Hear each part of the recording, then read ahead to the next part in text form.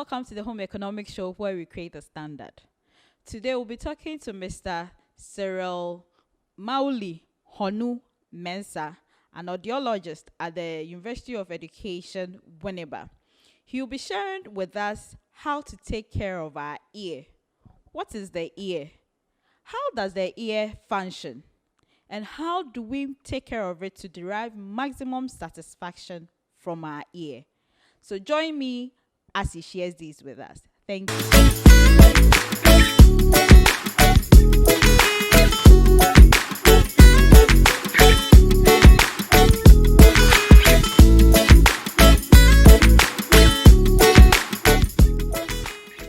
Good afternoon. My name is Cyril Mawuli.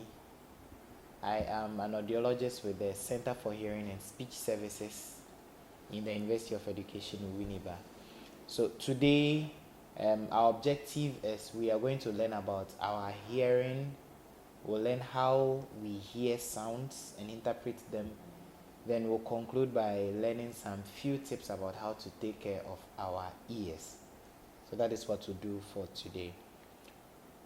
By way of definition, our sense of hearing is the ability of human beings to receive and perceive sounds from the environment. So whether it is a car's horn that is tooting, or a bird chirping, or your ceiling fan which is turning and generating noise, it has to go through an organ which would interpret that for you. And that organ is our ear. So the human ear is basically divided into three parts. We have the outer ear, the middle ear, and the inner ear. If we talk about the outer ear, we are looking at the portion of the flesh or the cartilage which is hanging on your ear. So there are two on the sides of your head, one on the right and one on the left. That is what we call the pinna. And the pinna has unique characteristics. If you take a close look at the pinna, you realize that it is not flat in nature, but it has what we call convolutions, or kind of scoops in it.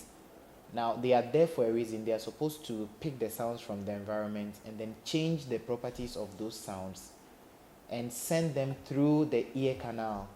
Now, the ear canal is the portion of the ears where some of you put your car keys and tail combs and chicken feathers. That is the ear canal. Now, the sound, when it comes from the outside, is picked by the pinna and then sent into your ear canal, and it hits your eardrum. Your eardrum is also known as the tympanic membrane. Now, the essence of the eardrum is for the sounds which are from the environment to hit on the drum. They are transformed into vibrations. Now, these vibrations are picked up by three bones in the middle ear. We call them the ossicles. There are three bones, and they are the tiniest bones in the human body. Now, these three bones pick up the vibration, and then they also transfer those vibrations into the third part of the ear, which we call the inner ear. In the inner ear, we have the organ of hearing known as the cochlea, and we have some fluids in the inner ear as well. So when the vibrations enter into the inner ear, there is displacement of the fluids. Like if you have a bucket of water and you drop a gravel in it, you see ripples. That is how the vibrations work in the inner ears. When the vibrations get into the inner ear and those fluids begin to move, there is kind of a mat in the inner ear, which is sitting on top of hair cells.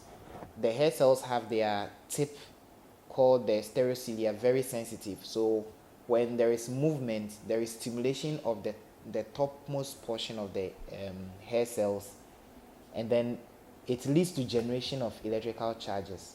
Now, these electrical charges are now transferred through a nerve into the brain for interpretation to happen, and then if there's a need for a response to be generated, that response is generated. So basically, that is the summary of how we hear. It starts from the outer ear, goes through the middle ear, and then goes into the inner ear, and whatever processing is done is sent into the the brain for interpretation. Now, in the brain, there are different portions of the brain which handle different activities.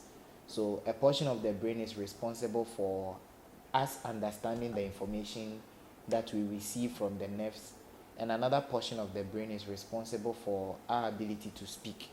But since we are not talking about speech, we will not go into details. Now, there's a very important tube in the hearing system which we call the eustachian tube. It's very critical because it supplies fresh air into the middle ear.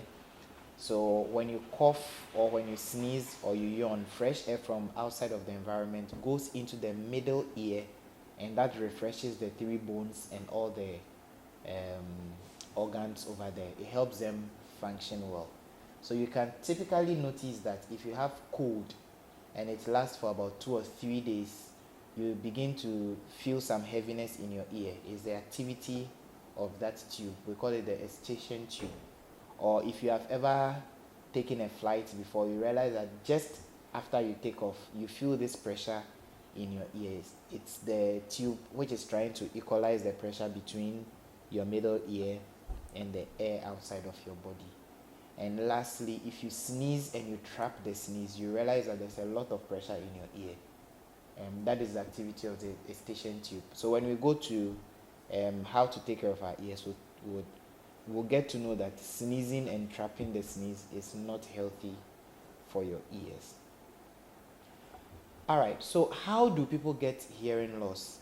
Hearing loss can occur due to a lot of factors. So we can talk about what happens before we are born, what happens during the time of birth, and what happens after birth. So we call them prenatal, perinatal, and postnatal factors. So before someone is born, what could go wrong? Hereditary factors. Sometimes people are born into families of deaf people, and research suggests that hearing loss is transferable across generations. So typically, if someone came from a family where there was a history of hearing loss, then it's likely that the person may be born with a hearing loss. Sometimes drug or alcohol abuse during pregnancy. So when the mother does not eat well but is abusing drugs and alcohol, it could lead to hearing loss. We could talk about maternal trauma, infections or accidents, maternal syphilis, chickenpox, untreated STIs, gonorrhea, hepatitis, premature birth. So children who are born before 35 weeks stand the risk of having hearing loss. Then resource incompatibility and histories of jaundice, diabetes, and sickle cell.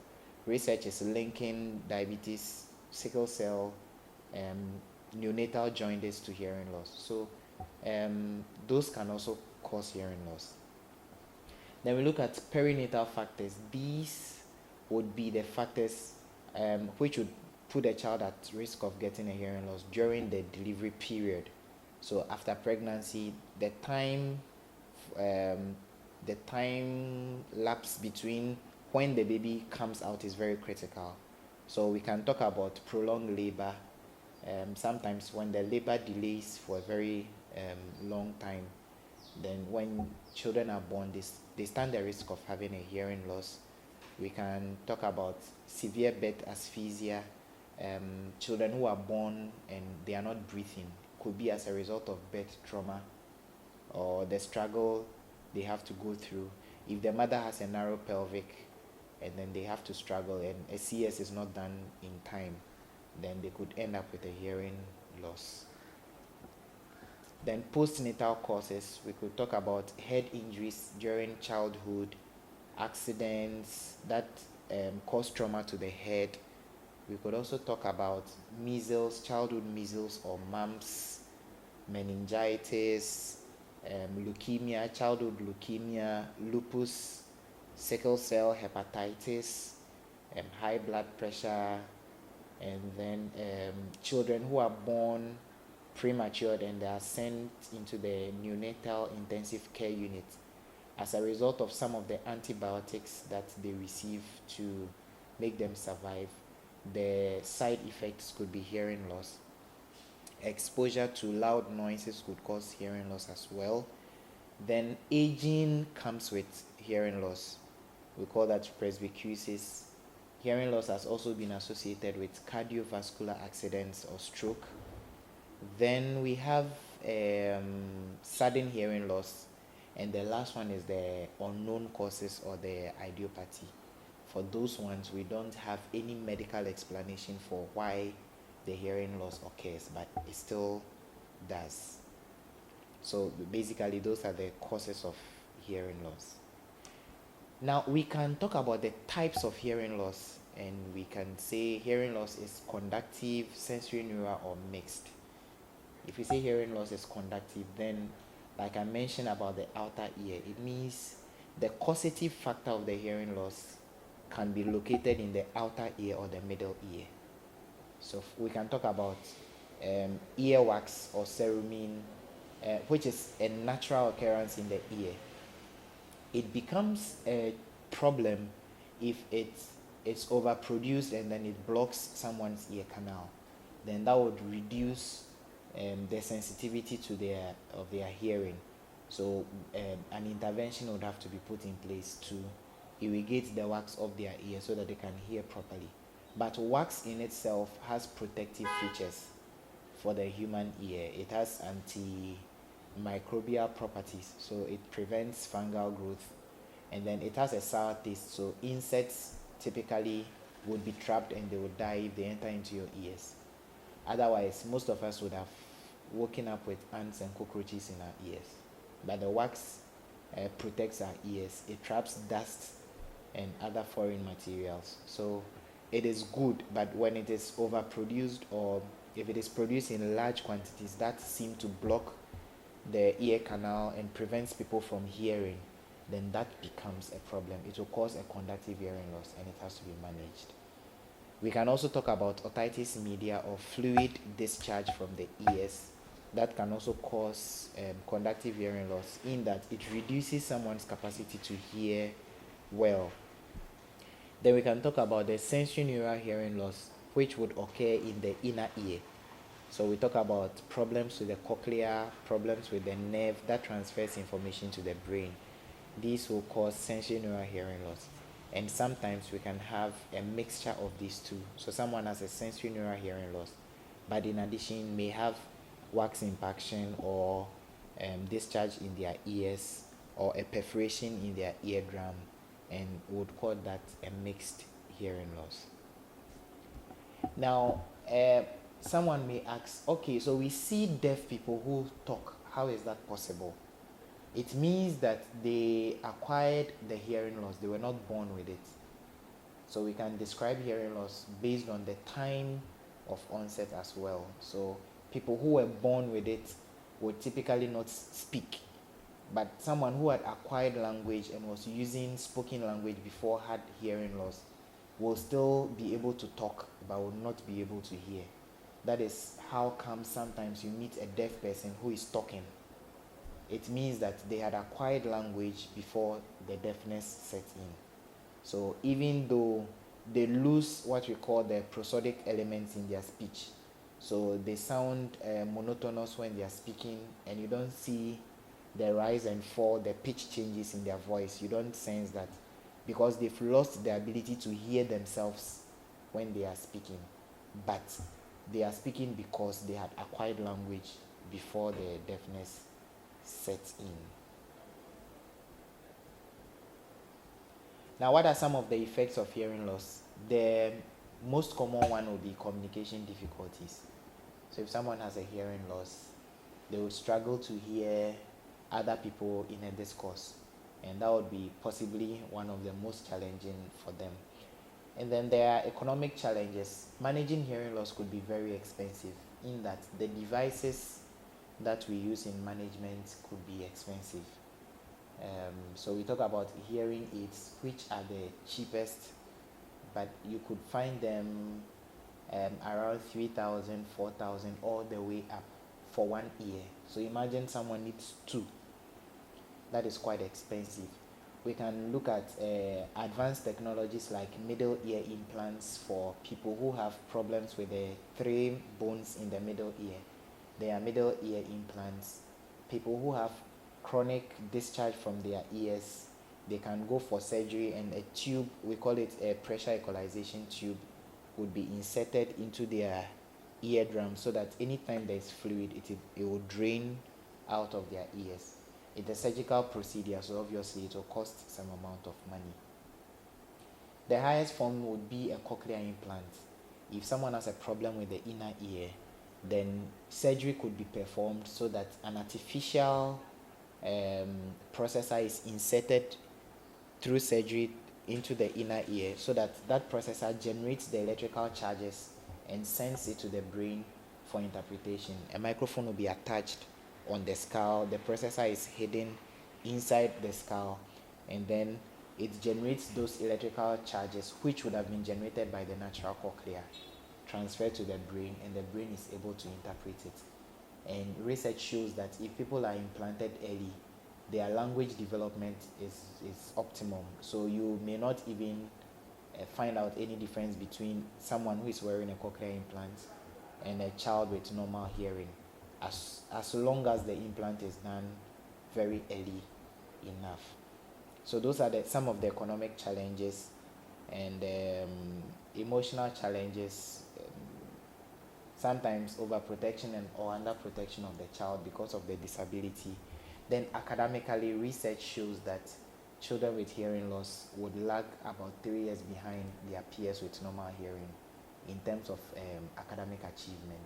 So those are some of the effects of hearing loss. Other effects could be ringing in the ears, especially associated with noise. If you expose yourself to loud noise, then you could have what you call tinnitus. So there'll be ringing in the ears. Like when you visit the corn mill and you stay there for 20 to 30 minutes, when you leave, you hear that sound keep playing in your ears. That is tinnitus. It is a warning that your ear is receiving too much sound.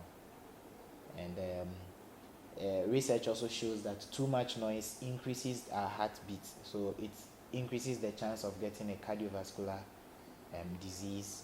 It leads to fatigue and restlessness. So that is why people get angry when they are in traffic. One of the reasons is because of the noise. So the noise makes them tired, and once you get tired, you lose your sense of judgment. So increased accidents and then impaired communication. And then psychologically, noise has been found to be associated with annoyance, depression, memory loss, and low morale and self-esteem. So we should be careful with noise. All right. Now, how do you identify? Okay, let me just talk about this before we go ahead. Someone is asking, earphones, are they good for us to hear? Earphones on their own are not a problem, but the volume at which you listen to the music or the sound with the earphone and how long you stay on it would determine whether you would have a hearing loss or not. So we have what we call a temporary threshold shift and a permanent threshold shift, especially when you're exposed to noise. When you use the earphones, there are different types of earphones. We have the earbuds, which typically have a shorter tip with a rubber around it. You push it into your ears and it seals, it gives your ear a perfect seal.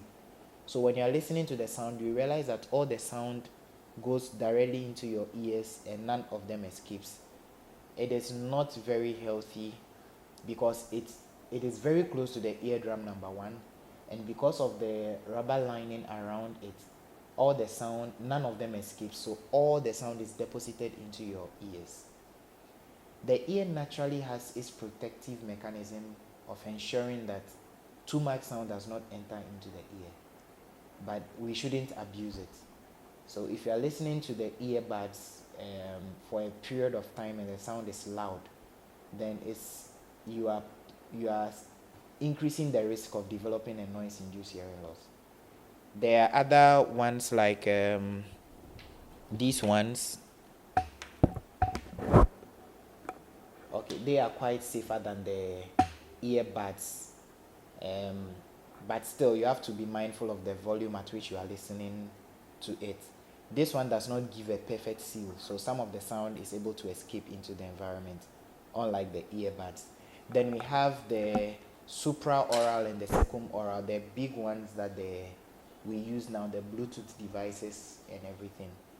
All right, so you would realize that when you buy an earphone, there are ratings on it. It tells you the maximum sound at which the earphone can play.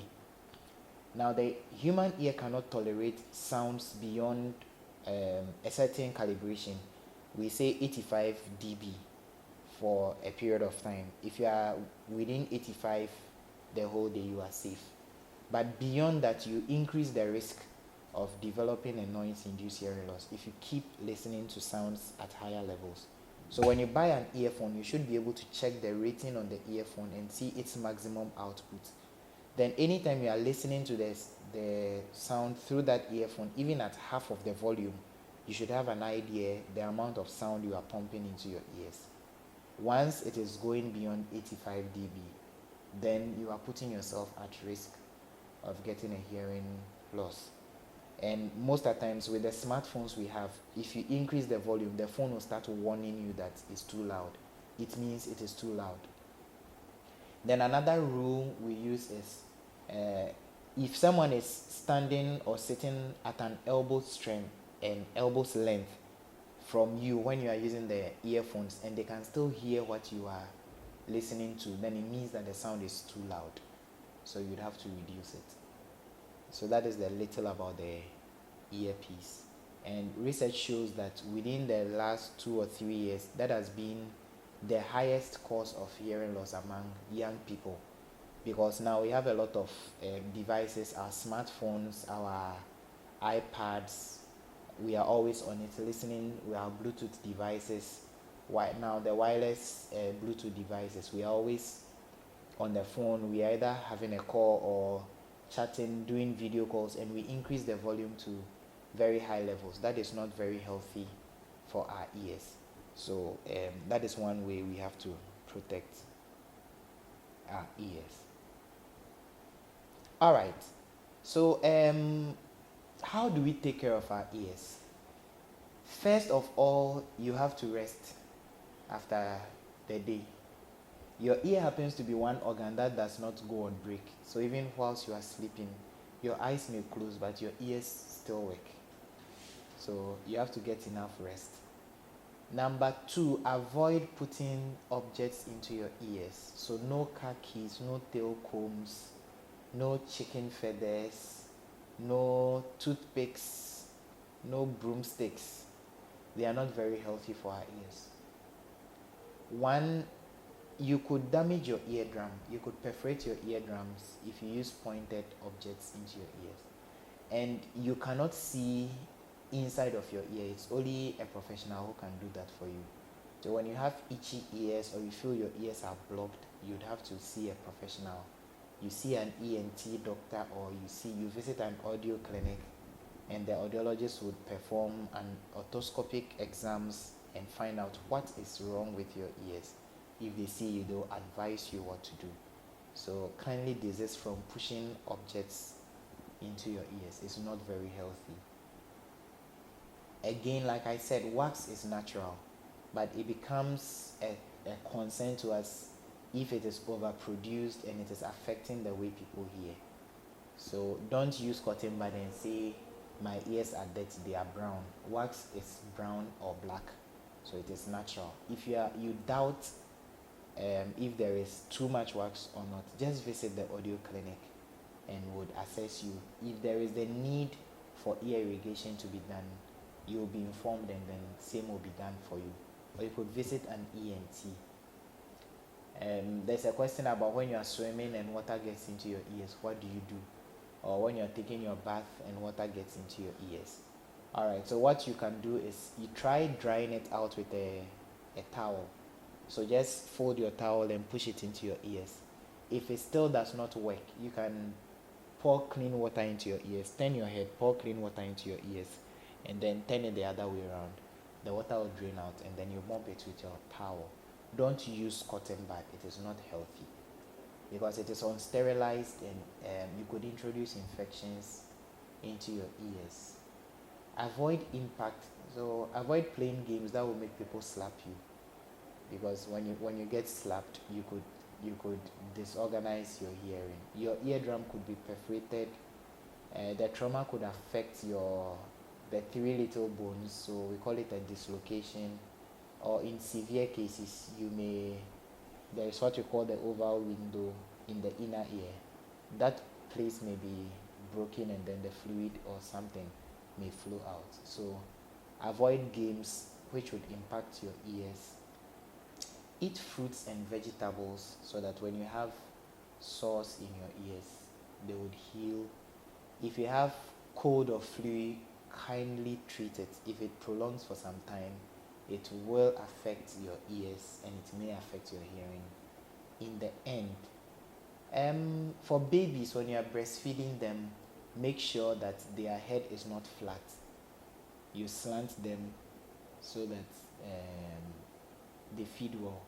If babies are not breastfed very well, if they lie flat on their mother's hands when they are breastfeeding, they could get an ear infection because of the position of their eustachian tube. It's not angled like adults, it's quite flat. Yes. What else haven't I said? Anytime you are in doubt, just seek professional help, and we'll be glad to talk to you about it and give you the necessary advice. So that is it for today. There are other conditions we'll talk about which are more medical. There are some syndromes which are associated with hearing loss. So if someone is born with these conditions, you can suspect that they would have some amount of hearing loss, or to better put it, they stand the risk of having hearing loss if they have some of these syndromes. We can talk about Waardenburg syndrome, Barakat's syndrome, bronchial otorhinal syndrome, and children who are born with Down's syndrome, cerebral palsy. They all stand the risk of having hearing loss. So at another time, we'll go into details. Welcome back, viewers. It was a lovely interaction we had with Mr. Honu-Mensah, and I believe you enjoyed the interaction just like I did. Indeed, I have learned a lot, to the extent that using earpiece can sometimes harm our eardrum, and so we should be careful how we use it. I've also learned that we should take care of ourselves during pregnancy and even during delivery. If you have questions, comments, suggestions, do feel free to drop them in the comment section. We will link up with Honu-Mensah for feedback. Don't forget to like, to share, and to spread the good news about the Home Economics Show with your friends and family. It's from the team from here, and we say goodbye.